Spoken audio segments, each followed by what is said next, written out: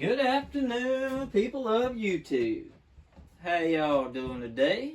Welcome to another episode saga of Dub Saw Shop.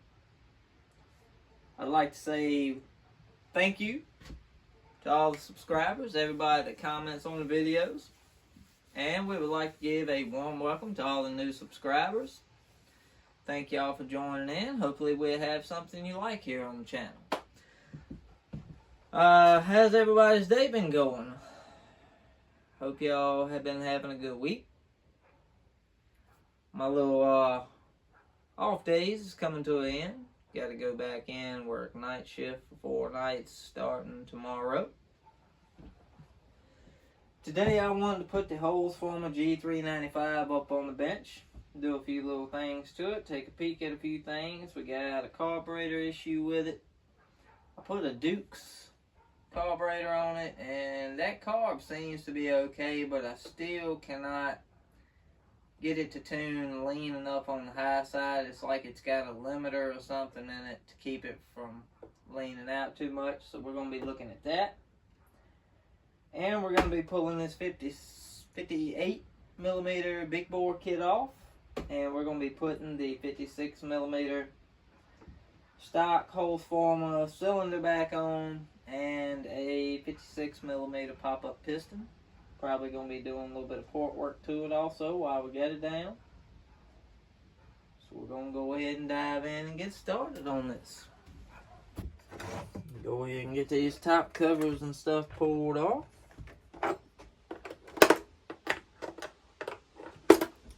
This all seems to run real good, but it's just got some little tuning bugs. I mean, it runs great, but it just won't get lean as I'd like to have it run. So I'm gonna check this carburetor out and see what we're actually working with here. I've just been doing and not a whole lot of sharing. But today, hopefully, we can get this little video up. Get a little something for y'all to watch. I don't know if we'll get any cutting done today or not. We shall see. Yeah, see that, man? She's been running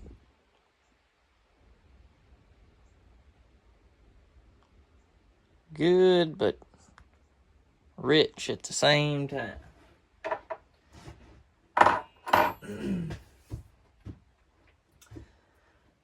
Yeah, these saws here,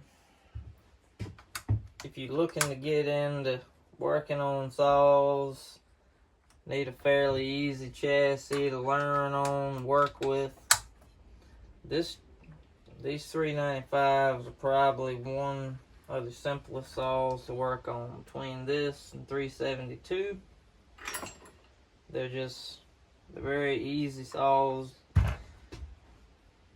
to get in the swing of working on, troubleshooting.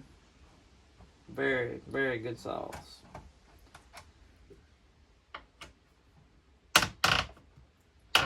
Shoo-wee, baby.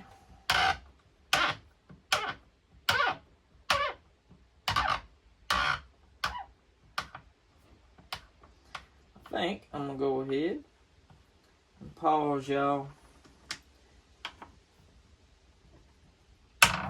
And I'll bring you back once we get this cylinder and stuff ready to come off.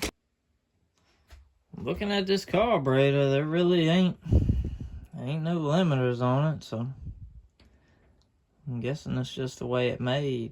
I mean, you can take it and screw it all the way in till the screw's bottomed out, and she's still running pig rich. Both screws are about a half a turn out. May just have to open it up and go inside and see what we got going on. I want to say I put this together with 1194, I believe.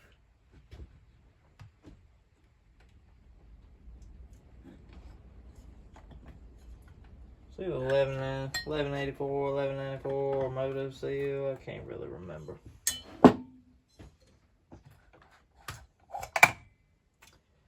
Not too bad. And she's been running about 40 to 1. She's definitely early. Trying to hold the whole tripod too.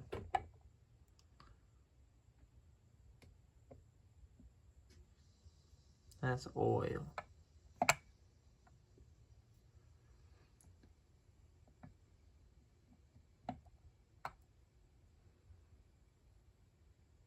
It's probably got about 2 tanks on it.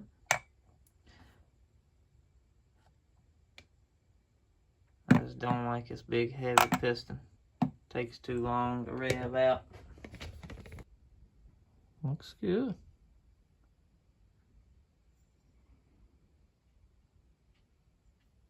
Looks real good. That is not what we want to run.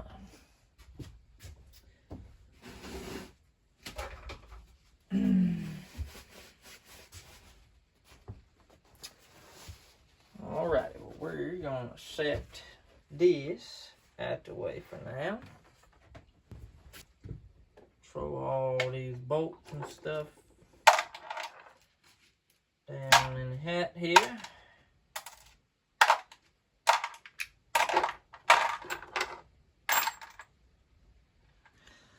Alright, so what I'm doing now is cleaning this piston up.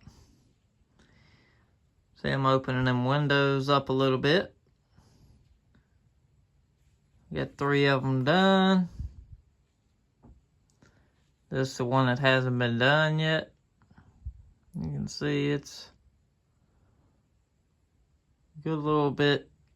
Got that casting mark around it. We're just cleaning that up.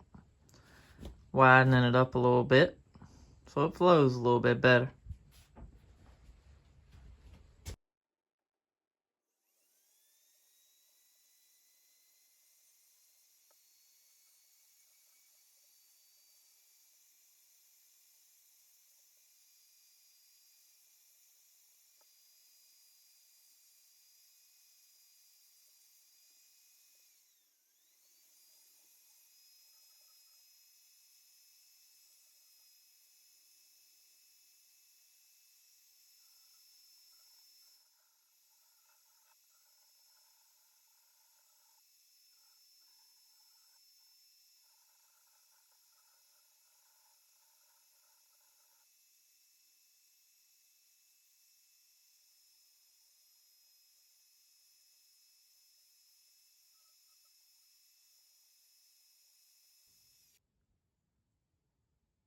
And there she is with the windows open.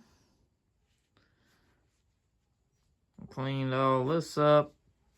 Try to get them lines out.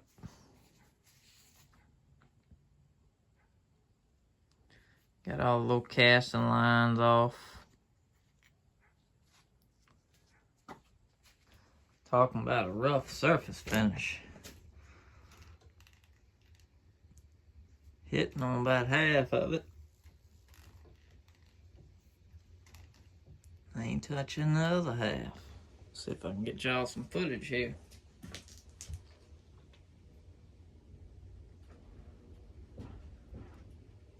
That take about another 10 thou cut.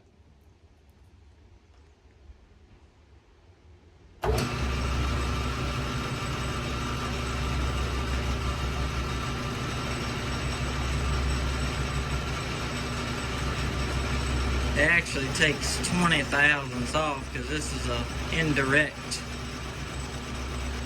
measurement on the dial. So you dial in 10 thousandths, it takes 10 thousandths per side, so 20 thousandths. The only way to know what kind of lathe you got is pretty much if it tells you, or you just play with it and figure out which one it is. Be sure you check it though, because in the heat of the moment you're trying to hit a number that can screw you up big time. So a direct wheel, if you move the dial 10 thousandths, it'll only move the cutter in 5 thousandths, which will take 10 off your OD. Whereas this, an indirect, you dial in 10 thousandths, it moves the cutter 10 thousandths, which would take 20 thousandths off OD.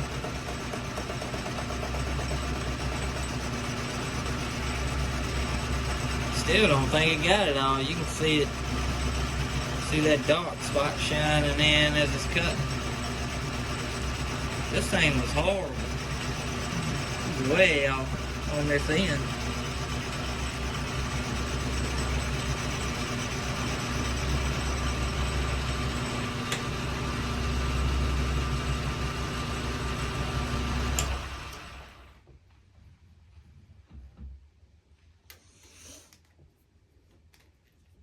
We're almost getting it.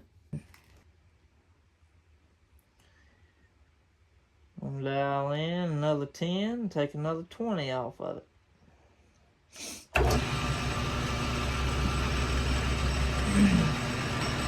You just pull your half nut up and it'll feed itself on this one.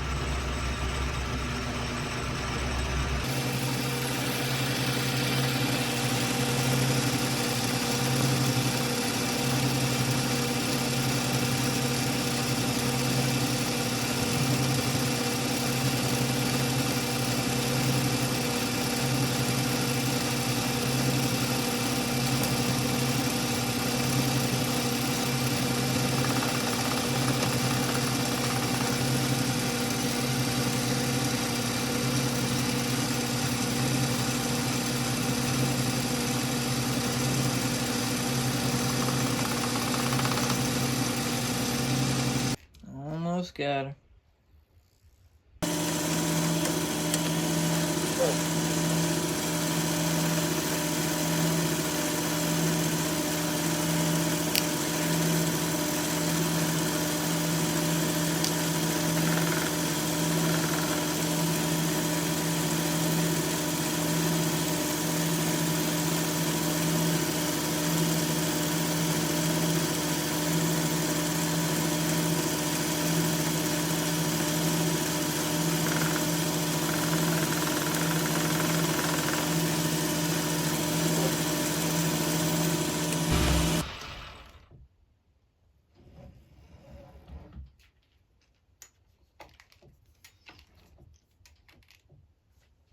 And one little piece left right there.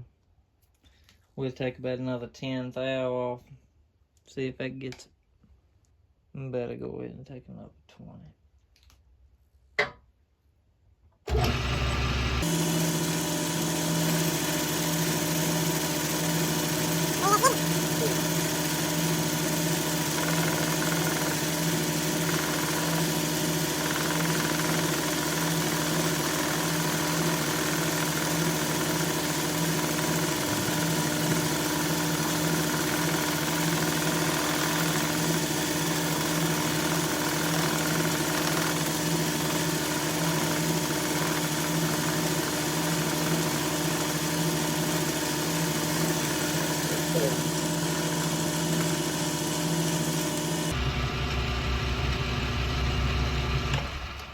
Now that we got that,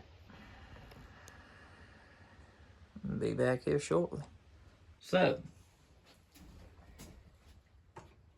we cut the aluminum bar to take the 395 cylinder.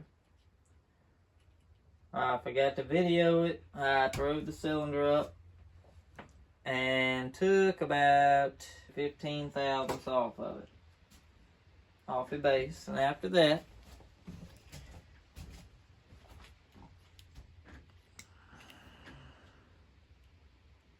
that's what we got for Squish. Look at that.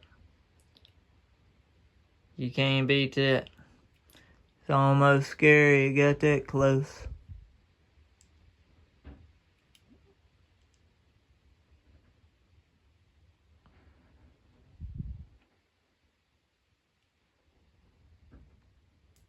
It's dead on 20 thousandths. That's with the pop-up piston in. So now, I'm going to set up and get our timing numbers. Now that we got the base work and machine work out of the way, move on to the timing wheel. There really ain't no sense in trying. If you know you're gonna do machine work to the cylinder, there really ain't no use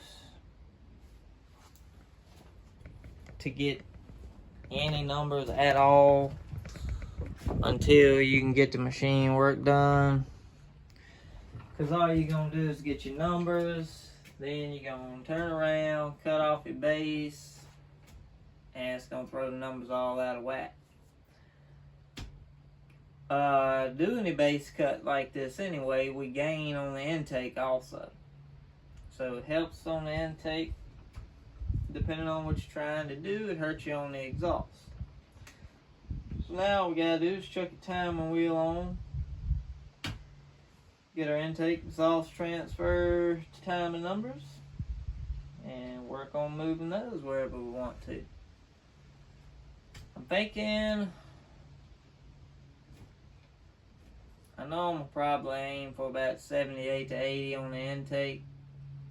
And very well maybe close to that now with machine work. If we're close to it, I'm going to just leave the intake side alone.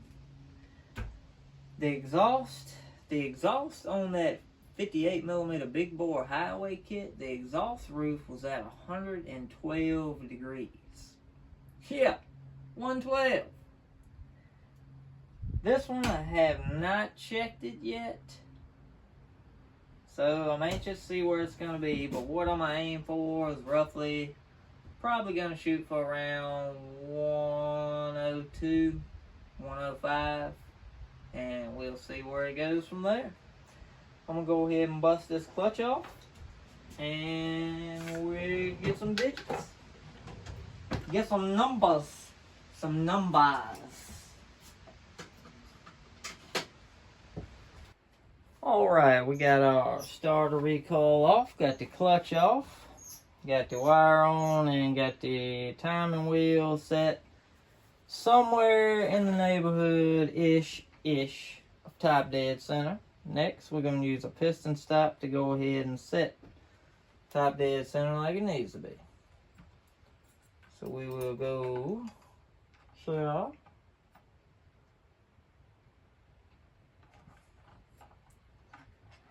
Get our piston stop set in. We're going to roll it back. Tissue bumps.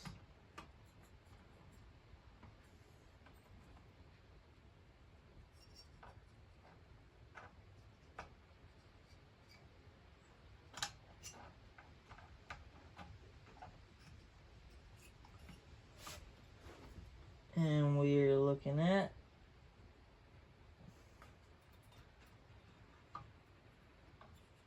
70 degrees, and then we'll roll it forward till she bumps. And that's about 50, so we're about 10 degrees off, so we'll move the wire here out to about 60.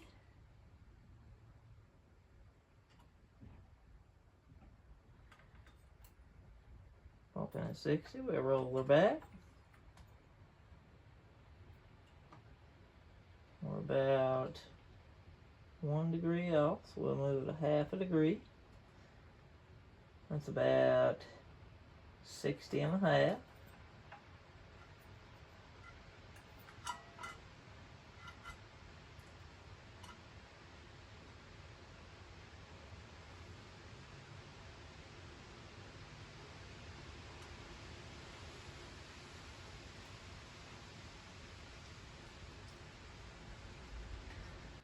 Alright guys, my phone kind of ran out of storage there, so forgive me, we may have missed some stuff. Alright, so this cylinder is the one that we cleaned up when we first got this saw. And doing the base work that we done on it, we're at 81 degrees on the intake.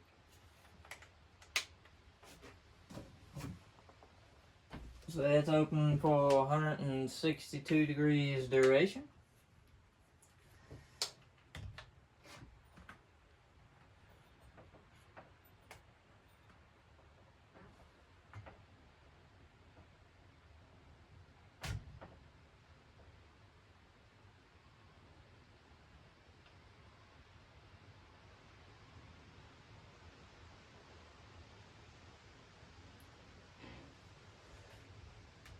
First ray of light on the exhaust is at 100 degrees.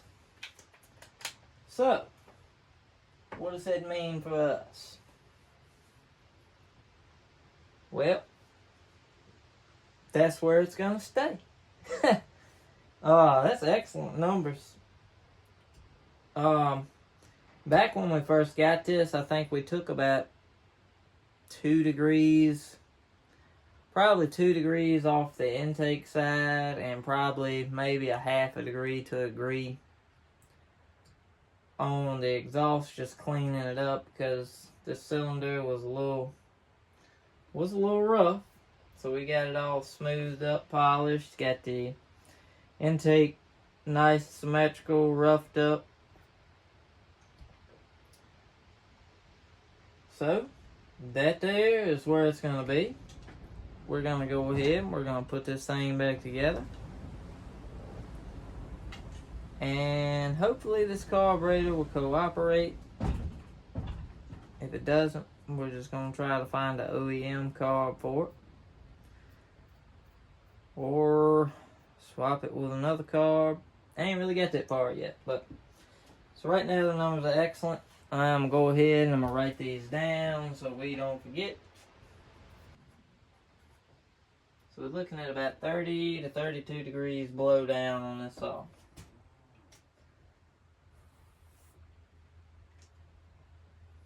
We'll get it together, check compression. Should be pretty decent. Alright, we're going to start this assembly process.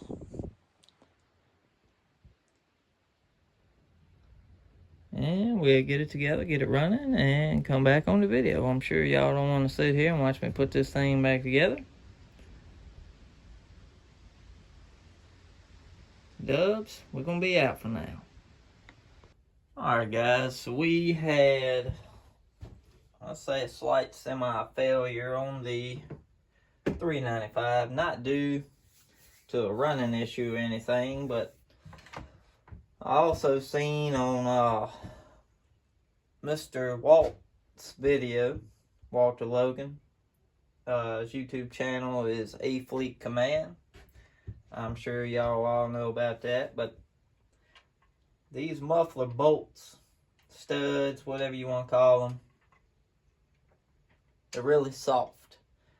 And when we was putting the muffler back on yesterday, one of them ended up stripping out. So I'm going to take this off and see if we can't try to find something. Try to find something to get this thing to run with. This muffler just barely hits this dog. You can wiggle it the right way and she'll pop on off like so.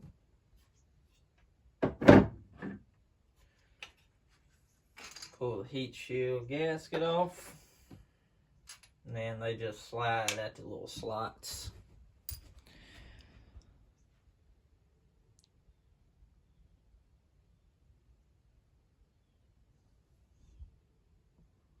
That's the good one. And that's the one that's stripped. So I got a couple studs. Don't know if they're the right length or not, but got a couple of these like M5 studs. I think it's for a what are they called? Them little, like the Suzuki LT80 four-wheelers. But this just come from a Kawasaki, the same four-wheeler, but I'm hoping. Let's do this on camera and see. Oh, yeah. Maybe. Maybe, just maybe. Maybe not. That's so close.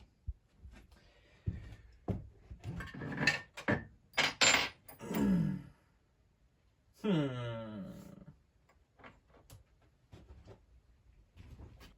know I got one or two somewhere around here.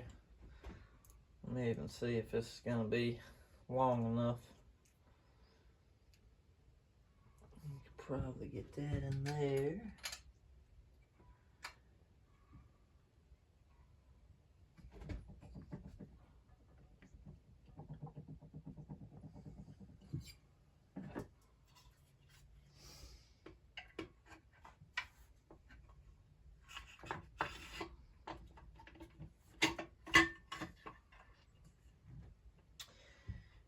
Ain't quite gonna be long enough. So I'm gonna have to get either OEM bolts for this,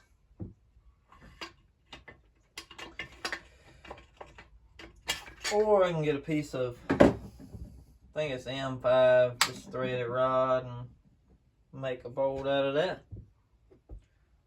I know I had a piece of that dang threaded rod somewhere around here. I'm gonna pause y'all. I'm gonna try to find it.